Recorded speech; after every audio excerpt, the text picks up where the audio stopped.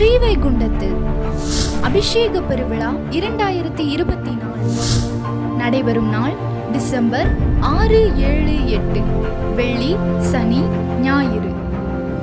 தினமும் மாலை 5 மணிக்கு.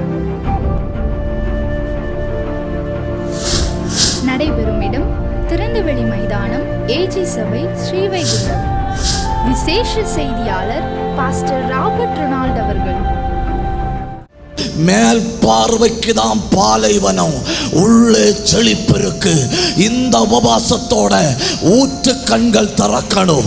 இந்த தடவை நடக்கிற ஜபத்தோட ஊற்று கண்கள் திறக்கணும். நல்ல கைதட்டி நல்ல வா திறந்து நல்ல ஆவியில நிரம்பி ஆண்டவரை மகிமைப்படுத்துங்க.